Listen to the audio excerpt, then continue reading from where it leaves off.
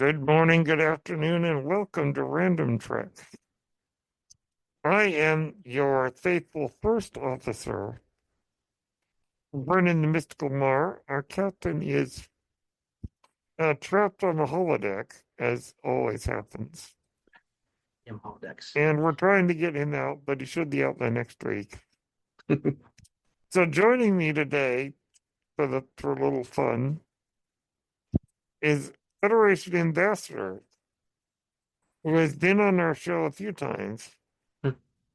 You know him and you love him. It's Justin Toner. Hey, Justin. Hey, Brennan. Thanks for having me on. Glad to fill in for the captain temporarily today. Mm-hmm. Uh, Talk some Star Trek. Always happy to be here with you guys. Indeed. And in fact, there is reason to rejoice because this week we are looking at everybody's favorite recent season of Star Trek Picard Season 3. Hmm. We're going to be looking at the episode 17 Seconds, the third episode of this amazing season. Yeah. I think we could just, at the moment, just say that Season 3 of Picard was magnificent. Hmm. And I would hesitate to call it the greatest season of Star Trek because it's only 10 episodes compared to, say, Hmm. seasons that have 24 episodes. Yeah. But be that as it may, this season is magnificent. And I think that I certainly can honestly say that watching this season as it came out a few years ago, I think I cried on multiple occasions. Yeah. Justin, I don't know if you had the same experience. I definitely got emotional a couple times at certain moments during the season. Um, yeah, I wouldn't say this is like the greatest Trek season ever because like that's a debate we don't Yeah, you could say get into a the long discussion original about. But series, season one, yeah, next gen but season four. I but mean, I think hands down the majority of Star Trek fans would agree that this final season of Star Trek Picard is definitely one of the best seasons of Trek we've ever gotten. It mhm. was it was I think I think Robert Meyer Burnett coined it well. He said it was like a gift to Star Trek fans this season because it's everything came together like perfectly. It's like the writing, the directing, the acting, seeing the TNG crew come back together again one more time, and giving them the proper send off they didn't get because of the failures of Star Trek Nemesis. It's like Unfortunately, yes. yeah, because Star Trek Nemesis wasn't supposed to be the end for the TNG crew, but because it bombed at the box office Yeah. and was critically shredded. I mean, in fact, I was on here to talk about Nemesis with you guys previously. We had a lengthy discussion about the major flaws of Yeah, we that did. film, and that pretty much killed the TNG movie line, and it Mhm. hurt Star Trek overall because not long after that is when Enterprise got canceled Yeah, and Star it was a Trek. dark time for Star Trek. It really Yeah, and was. that's when Star Trek went on hiatus for quite a while until the J.J. Abrams Yeah, 2009 film kind of like tried to revive the franchise yeah, after what happened with Nemesis and Enterprise getting canceled too early, unfortunately. Um, yeah. and also that that finale Enterprise left a bad taste in Trekkie's mouths as well. Unfortunately, which is odd considering how good season four of Enterprise I was. know. Yeah.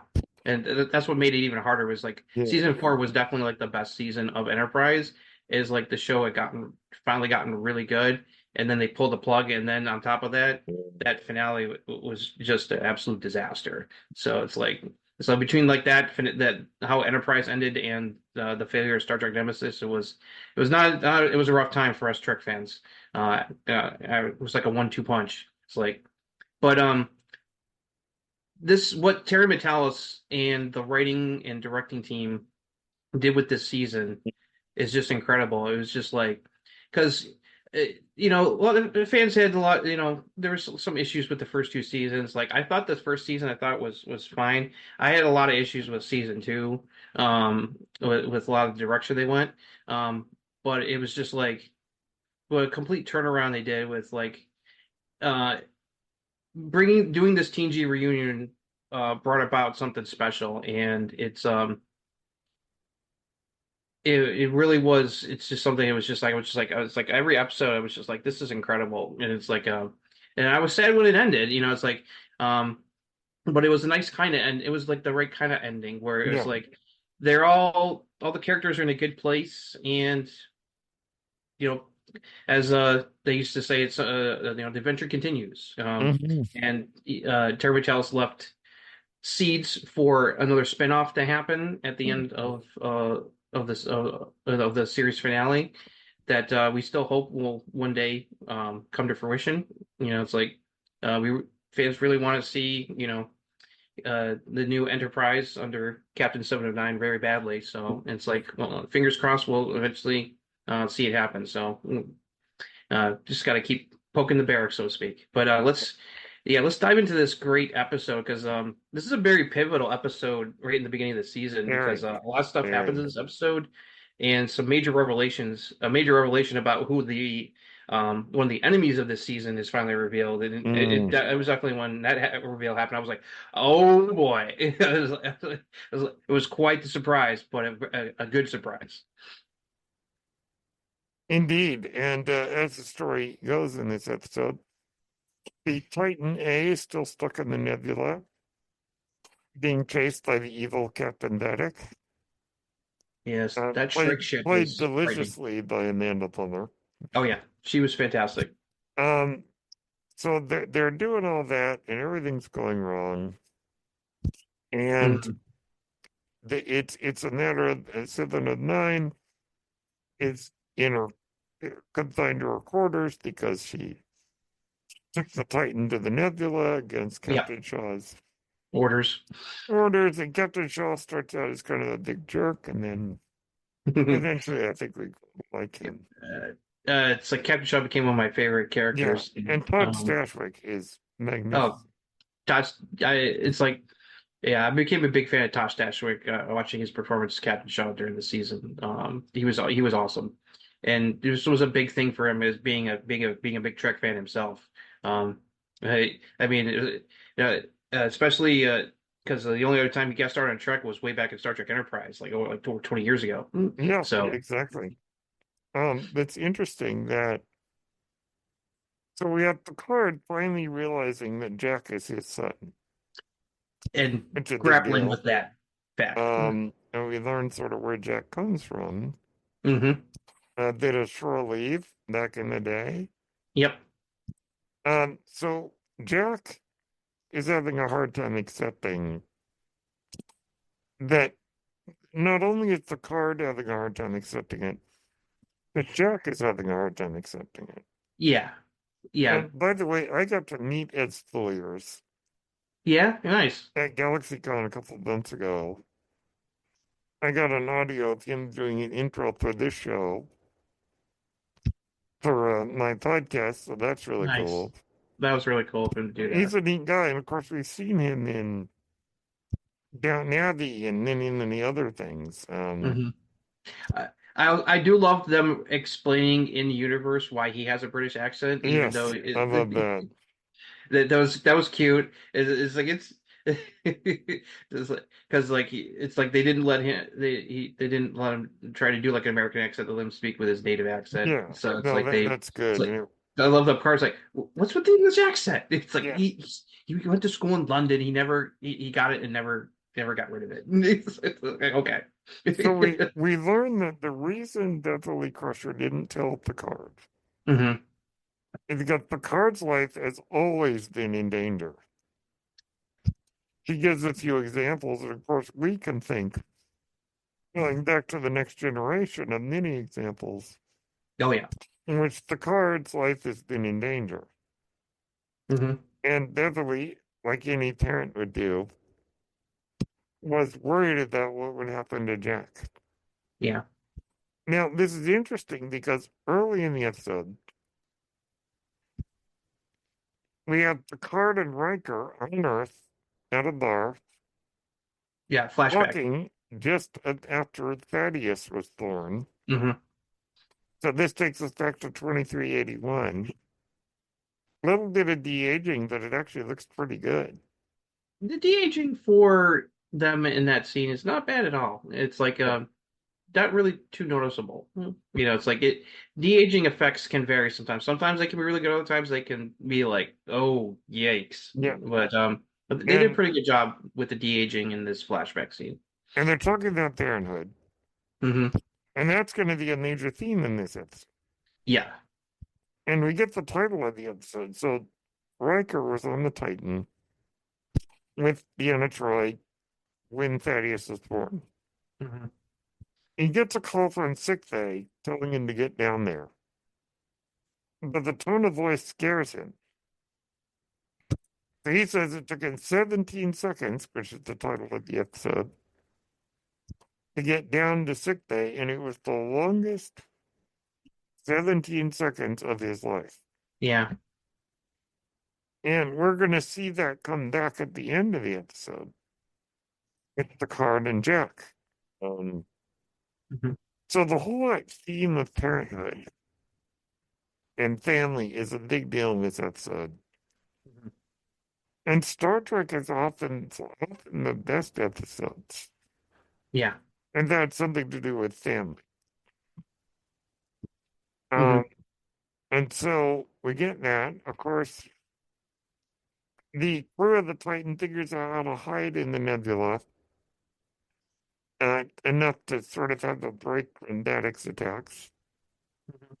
But she seems to know where they are. And Jack gets the idea that there's something on board that is allowing Vadic to track Yeah. them. Yeah. Yeah. Because normally they would have a hard time tracking them being a nebula because has been established in Trek lore, going all the way back to Wrath of Khan. Um, Nebula, uh, Nebulas in space can really interfere with ship sensors and other things due to the nature of the what's in them. And but somehow the Shrike keeps being able to find them when they shouldn't because of the sensor issues. And so and then I love the scene when Shaw's in sickbay getting treated by Dr. Crusher and the ship's doctor for his injuries he's staying on the bridge earlier. And he grabs Jack Crusher and says, "How is she finding us?" And that's when the light bulb goes off in Jack's head that, okay, she's got to be tracking the ship somehow. And so what would be the way to do it? And so that's what leads him to go to Seven for help, and the two of them work together and discover the sabotage Yes. that is allowing the Shrike to track the Titan. And you mentioned up top that this is a big episode as far as revealing Hmm. what's going on, and we discover another changeling threat. Yep. Now that brings us to Worf and Ruffy Yep. The B on plot of this Metellus episode. Prime. Hmm. Metallis On Prime. Metellus Prime, I love that. It's still But kind of funny that it's like they brought, and that's like people who don't remember. The Metallis Prime was not a new reference for this season. Metallis Prime was introduced all the way back in Star Trek Enterprise, back when Terry mhm. Metalis was working behind the scenes. Um, and they named the planet after him. It was I forget the name, I forget the Enterprise episode, but that's what I know. Uh, it's like so. Vitalis Prime has been around for a bit, but they decided to Yes. reuse it for obvious reasons for this season. So, Yeah. So after Worf rescued Ruffy in the last episode, she wakes up on the Serena, and Worf is there and doing one of the great Worf introductions. oh, I'm glad you brought this up because this is my favorite parts of the episode. Worf introducing himself to Raffi. I mean, Slayer of it's Gowron. yeah, it's like I got it right here. I got it pulled up here. The entire quote. The actual Um, quote, yeah. let's see here. I am Worf, son of Moog, House of Martok, son of Sergei, House of Rozhenko, Bane to the Duras family, Slayer of Gowron, and then he says, "I make chamomile tea. Do you take sugar?" And it's Yes. like, how can you not just like burst out laughing? Yes. Worth is great in this season. Michael Dorn looks like he hasn't Oh aged at all, really. I mean, no, and even though Worf is older and he's obviously getting up there in age for a Klingon. Klingons can do live a long time. They can live over 100 years. It's like similar to how similar lifespan to humans in Trek. Um, but for someone his age who's got his hair, his hair is all and beard are all gray, he's still a badass. And it's like I love that they got to show that this season, and you can tell Michael Jordan was having a really good time playing Worf Mhm. again, and it's like it was very interesting where Worf's character was at this point in his life. He was kind of like the. It was almost like a nod to the Zen kind of samurai from those old samurai films, like Mhm. Kurosawa and whatnot. Where it's like he was like he was the old warrior who had achieved wisdom in his old age, and not the cocky, hot-headed uh, kind of warrior officer in his youth. It's like and and that's one of the things I loved about the season was him mentoring Raffi and helping her, Yeah. you know, impart like what he's learned because he sees a lot of Raffi in himself that And while he used to be back in the day. and Michael Um, Dorn and Raphael Musica really have great chemistry in this. yeah, Um, hmm So yeah, we wake Rafi wakes up dealing with withdrawals because in order to get the quote unquote alteration of the Ferengi Sneed, she had to take some of the drugs that she was trying to quit. yeah. That happened at the end of the last episode. Yep. And Worth's the one who rescued her. Now, she and Worth realize, well, she realizes that Worth is in her handler Hmm that she's been communicating with. But they discovered they need to find a guy named Titus Ricca who kind of knows what's going on with this portal technology that destroyed that Federation building Yep, on the planet. at the beginning of the episode. Yep. Or beginning of the season, I should say. Yeah, And that happened at the I think at the end of the first episode. and eventually they do find Titus Ricca and they discover, much to their horror, that he is a changeling. Yep.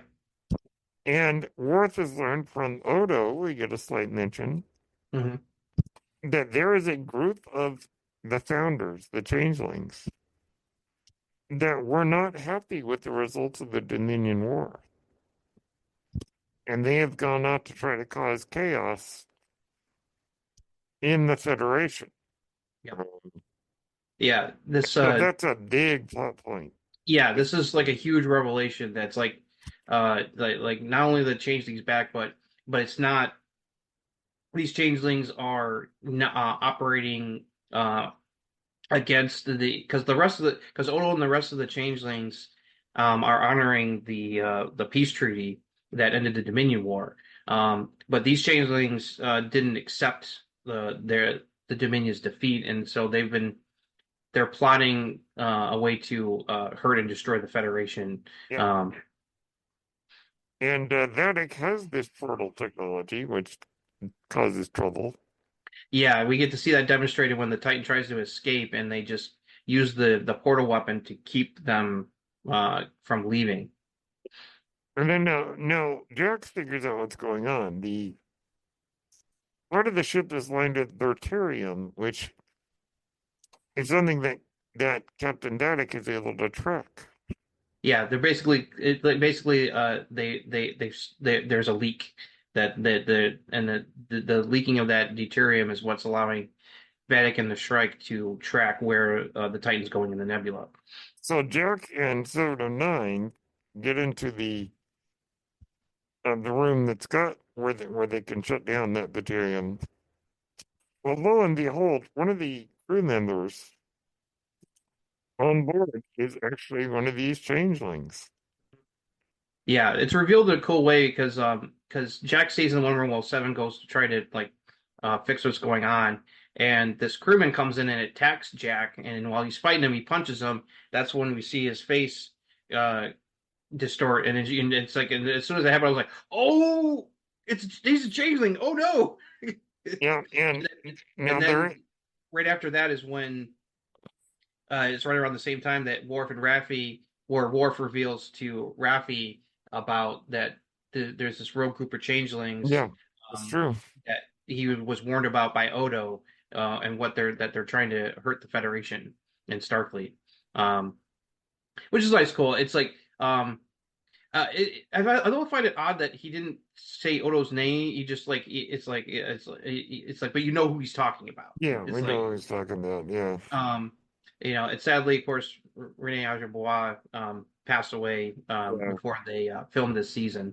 So it was a nice way to kind of like honor him by giving that Odo reference. And and if you remember Deep Space Nine, Odo and Worf had a pretty good relationship. So it they would make did. sense Yes, that Odo would reach out to him and warn him about these rogue changelings and what they were up to, because obviously both the Dominion and the Federation, you know, want to try to keep this quiet because, like Rafi said, this could cause a big uproar and uh, cause cause problems between the Federation and Dominion again, which they don't want it yeah, because even although they haven't talked about it that much, it's very obvious that since the end of Dominion, where Dominion has stayed on their side in the Gamma Quadrant on their outside the wormhole, and there's been peace. There has been no issues between the Federation and Dominion since the end of the war. So, and obviously they want to keep it that way, yeah. because Nobody wants another war. no, because the Dominion War is very devastating. Yeah, very, Um, very. Um, so there's a gas leak in the control room to the Rotarian, and so they have to wear gas masks. mhm. Well, when Jack gets in a fight with the changeling officer, while Seven is off doing something, Jack's gas mask gets knocked off. Yeah, he starts asphyxiating. And he started fixating, and so they eventually the changeling officer runs away, but while Jack is passing out, he's having this crazy vision Yep. where we see these red tendril-like branches Hmm. with an illusion of 709 telling him to connect the branches, whatever that means. Yes. And we'll This get to, was and he sees a red door. yes, the Red Door. The red And door, yes. Which will be revealed in a big moment later in the season. yeah. A great moment. But Mhm. so Seven is actually trying to wake him up the whole time. Hmm. And she And eventually gets him to sick bay. yeah, gets to the sick day that he is pretty much dead.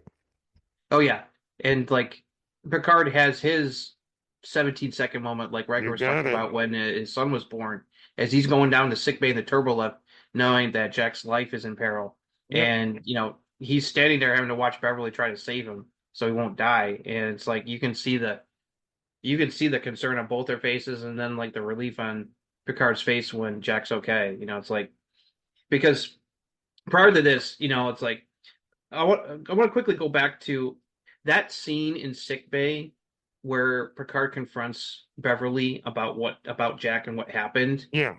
Yeah. is one of the best scenes in the season, I I think think. so. I think so. Yeah. And credit to both Patrick Stewart and Gates McFadden because Yes. they knocked it out of the park in that scene because although it's like you understand where both are coming from. You may not agree with Beverly keeping the existence of Jack secret from Ricardo all this time, but when she explains why she chose to do it, you understand, even though you may not agree with it.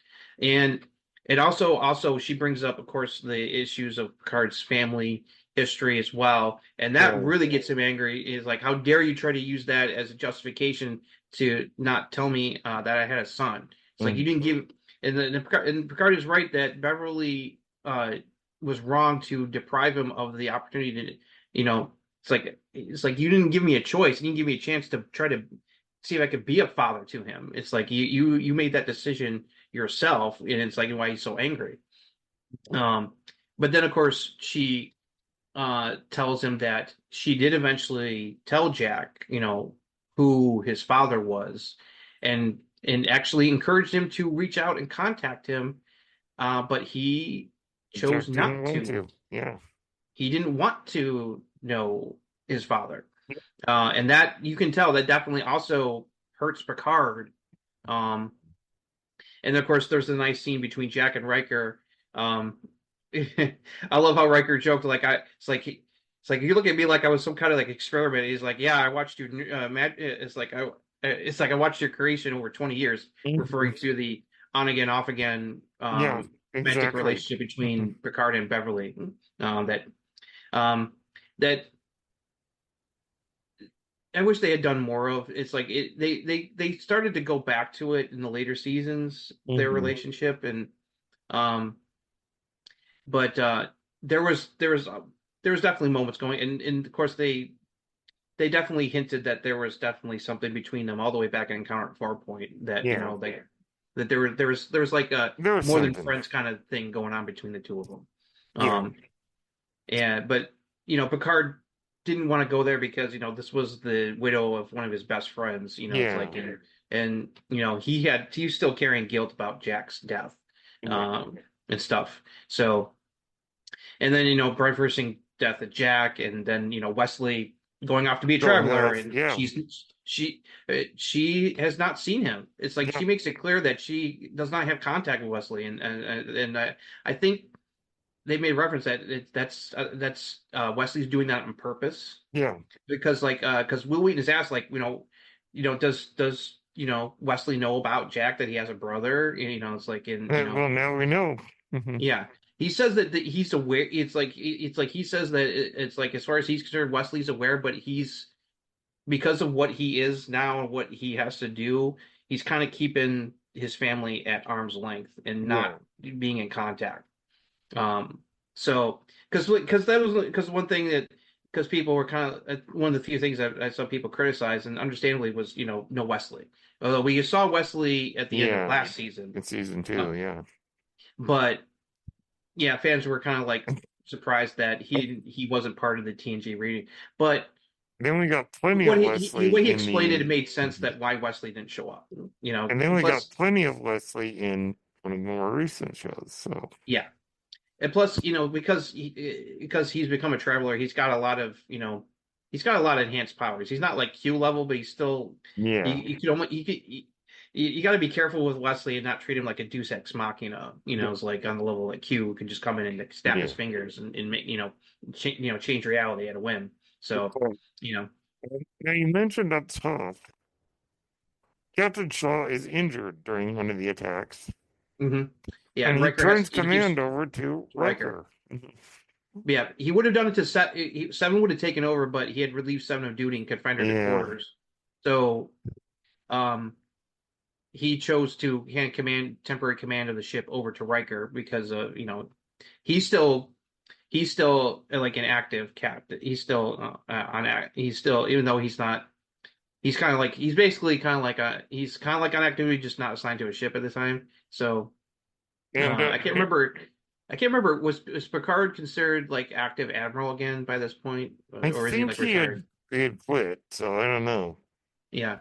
But in Um. an interesting reversal, we get Captain Riker and his #1 Picard. Yeah. Which is a great.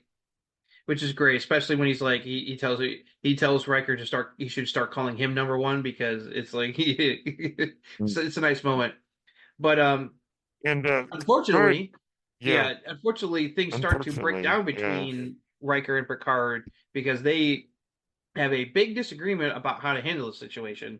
Riker Where, says run, Picard says fight.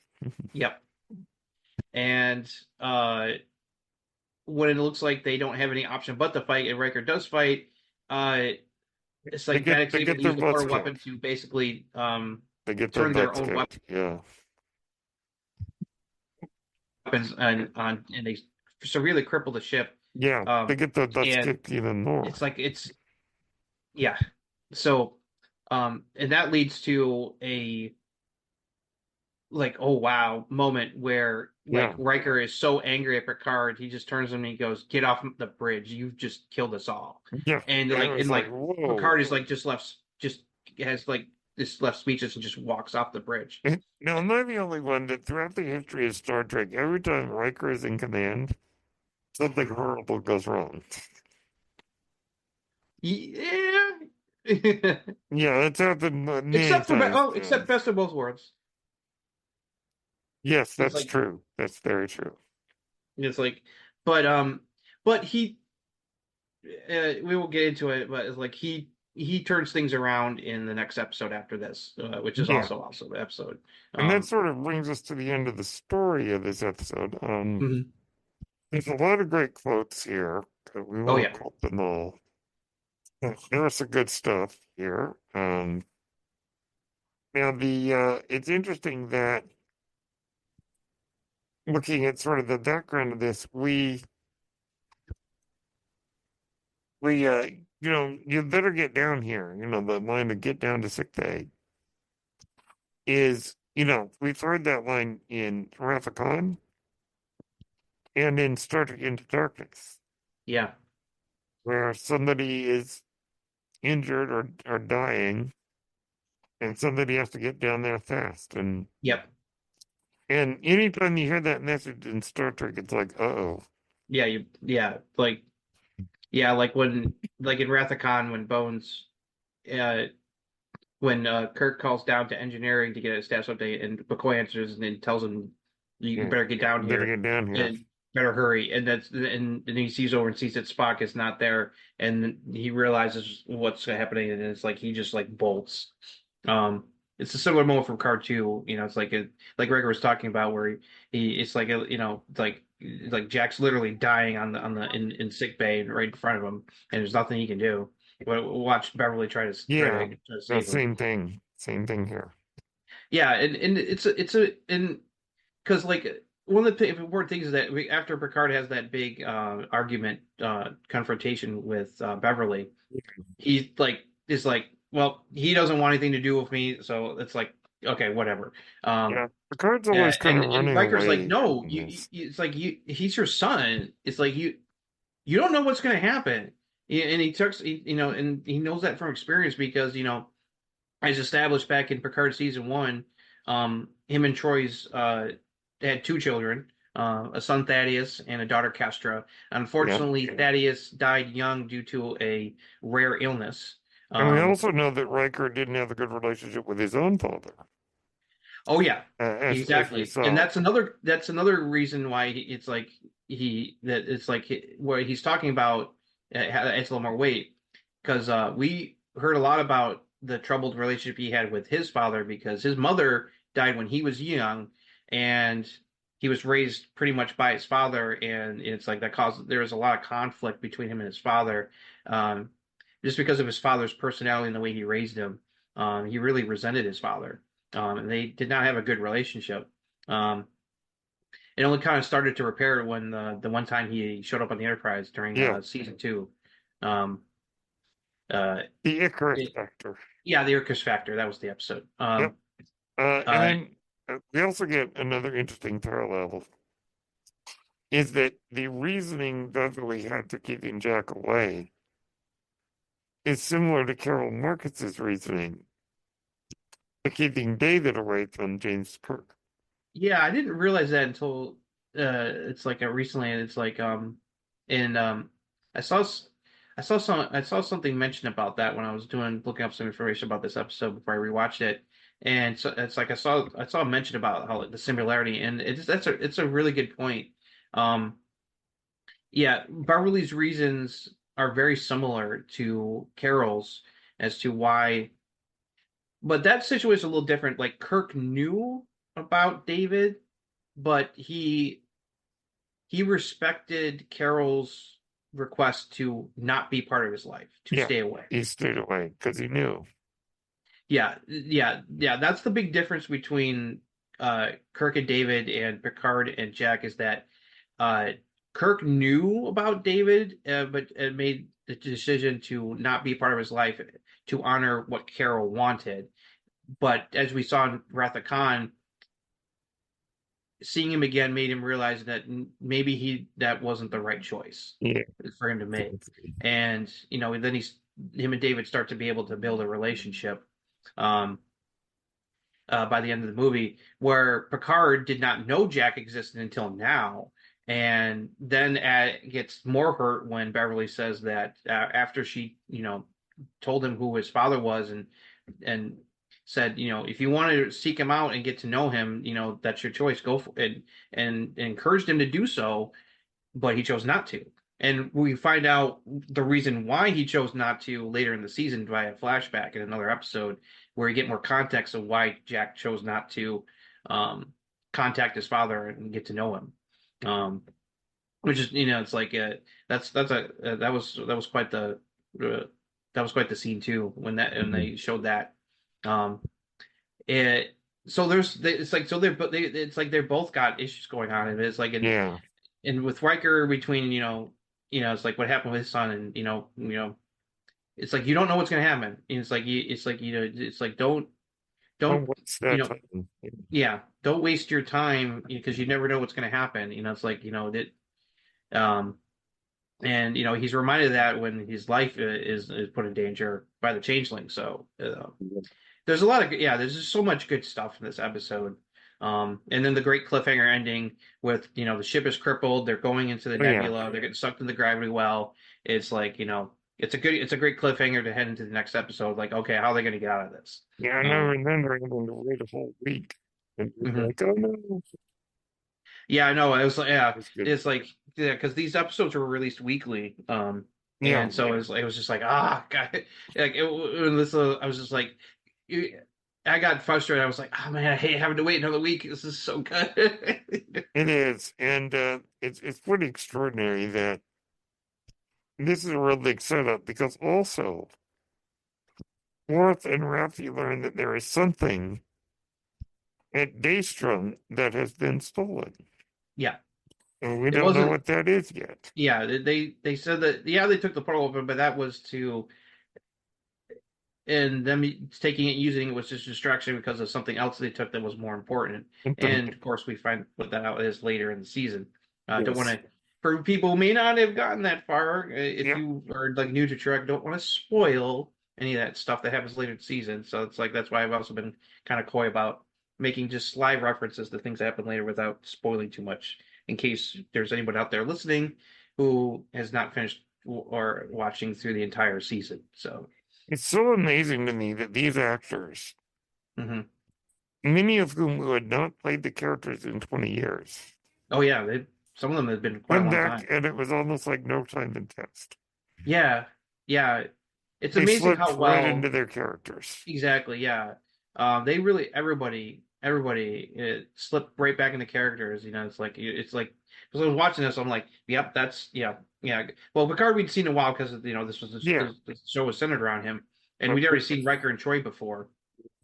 But this was our, Beverly. This is the first time in like over 20 years. Yeah. Like both, in the universe and in real life that we'd seen, Beverly, Geordi, so another character. Yeah. Member of the crew at Worf. And we get some other surprises. There was that too. There was like two big surprise returns of former Enterprise crew members that was not expecting. So I think it's. Sorry.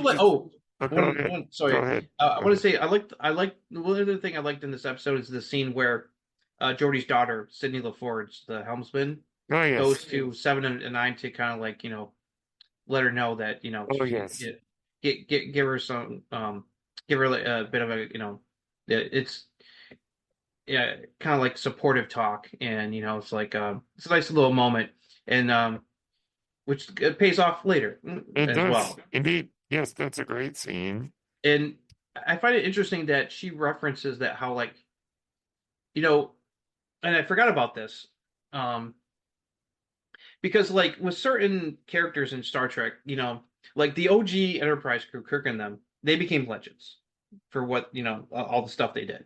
Yeah, And by the time of TNG, there, yeah, that was still the case. I mean, especially like when they got to interact with some of the OG characters, like when they met Spock, it was like Picard and Data met Spock, or they rescued Scotty. yeah, They were just like, like it's like you're Spock. It's like you're a living legend.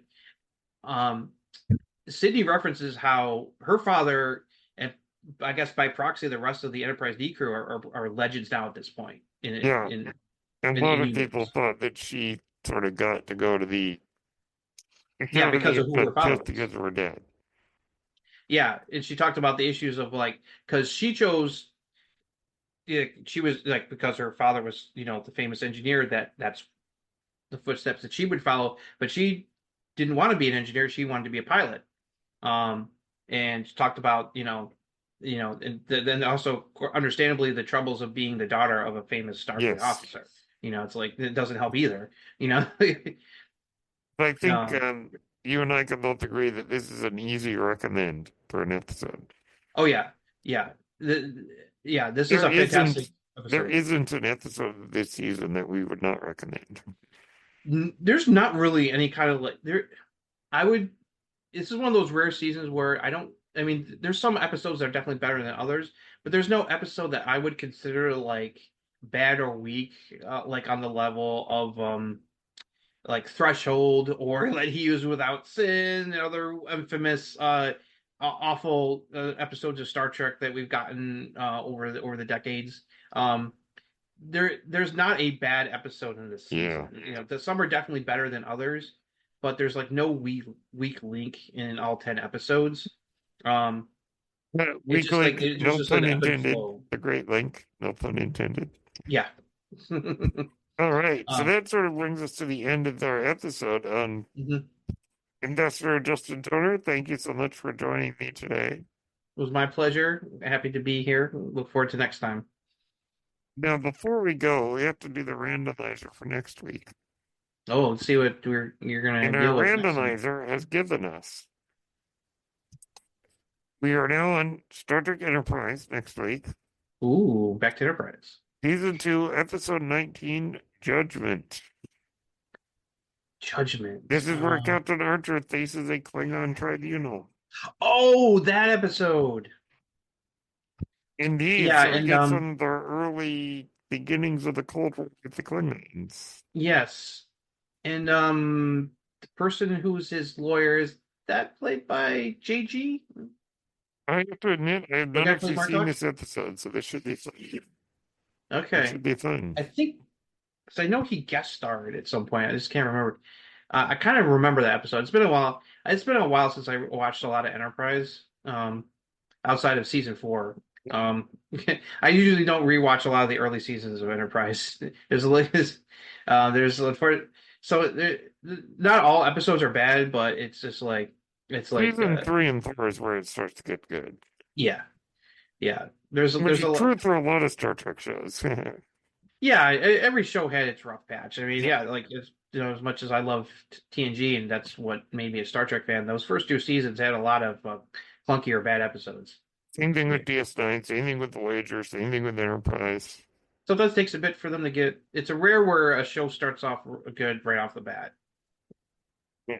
All right, Justin, where can people find you? Well, you can find me online. It's like I don't do social media too much, but you can find me on Twitter at jtona1977.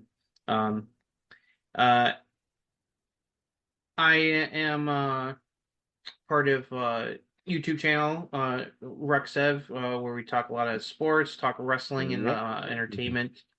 You can find that at youtube.com/Rexev. Some of Every my favorite Thursday, people. yes. And it's like me and my friend Josh Mayberry. We talk wrestling every Thursday night for a few hours in the world of professional wrestling because we're big wrestling fans. And so Yeah, we do some fun stuff. So if you're definitely check us out, please, if you can. Indeed, and everyone, you can find me on Twitter or X at Brennan Mystical. You can find me on Threads and Instagram at Brennan Blue. You can find me on YouTube, Apple Podcasts, and Spotify at Page Turners They Were Not, where you will also get episodes of Random Trek. All right, as always, we end every episode. Kapla, live long and prosper, peace, and long life. Yes, live long and prosper.